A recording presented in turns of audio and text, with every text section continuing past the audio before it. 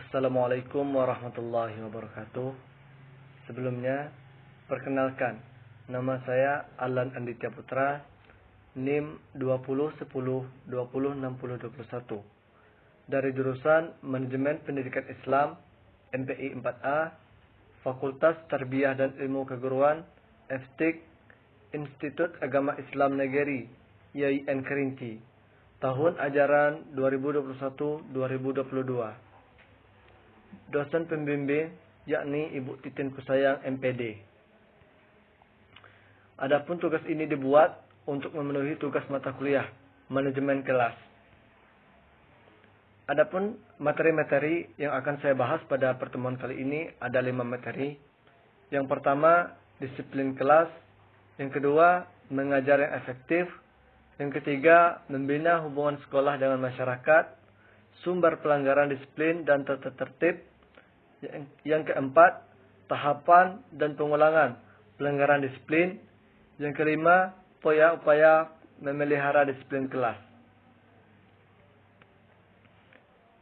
Baiklah, yang pertama yang akan kita bahas yakni pengertian dari disiplin kelas. Disiplin kelas merupakan ketaatan dan ketepatan pada satu aturan yang dilakukan secara sadar tanpa adanya dorongan atau paksaan dari pihak lain atau sesuatu keadaan di mana sesuatu itu berada dalam tertib, teratur, dan semestinya, serta tiada suatu pelanggaran-pelanggaran baik secara langsung maupun tidak langsung. Yang kedua yaitu pentingnya disiplin kelas. Kedisiplinan siswa sangat penting untuk kemajuan sekolah itu sendiri. Sekolah yang tertib akan menciptakan proses pembelajaran yang baik. Namun sebaliknya, di sekolah yang kurang tertib kondisinya akan jauh berbeda dan proses pembelajaran menjadi kurang efektif. Kemudian pemeliharaan disiplin kelas. Adapun tahapan-tahapan dalam memelihara disiplin kelas yaitu yang pertama pencegahan, yang kedua pemeliharaan, yang ketiga campur tangan atau intervensi, dan yang terakhir pengaturan. Penerapan disiplin kelas. Ada 3 penerapan disiplin kelas. Yang pertama yaitu memberi dukungan bagi terciptanya perilaku yang tidak menyimpang.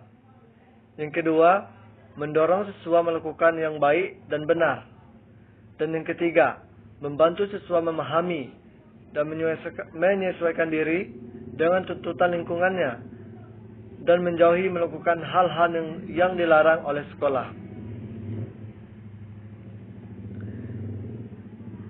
Kemudian pengertian mengajar yang efektif.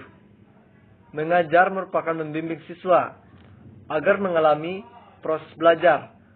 Dalam mengajar, siswa menghendaki hasil belajar yang efektif bagi dirinya. Kemudian untuk memenuhi tuntutan tersebut, guru juga harus membantu dengan cara mengajar yang efektif. Syarat-syarat mengajar yang efektif. Yang pertama itu berijazah. Yang kedua, sehat jasmani dan rohani. Yang ketiga, takwa kepada Tuhan Yang Maha Esa dan kelakuan baik. Yang keempat, bertanggung jawab. Yang kelima, berjiwa nasional.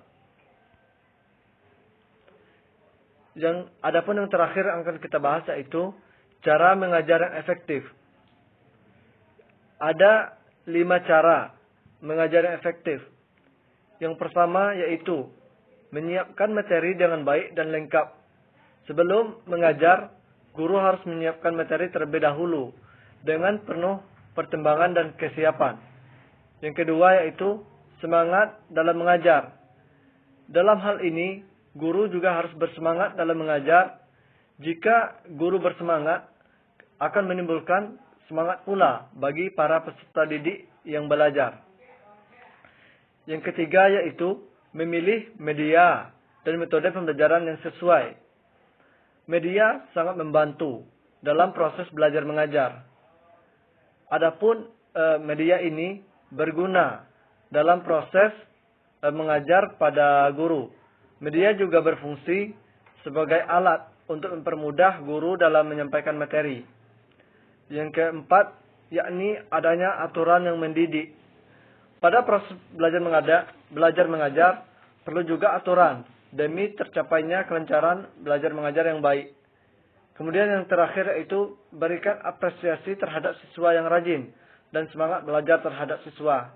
Jika kita menghendaki siswa yang baik, maka dalam proses belajar mengajar, kita juga harus memberikan apresiasi demi menimbulkan semangat bagi para peserta didik. Demikianlah yang dapat saya sampaikan. Jika terdapat kesalahan, saya mohon maaf. Saya akhiri dengan billahi fi sabilil haq fastabiqul khairat. Assalamualaikum warahmatullahi wabarakatuh.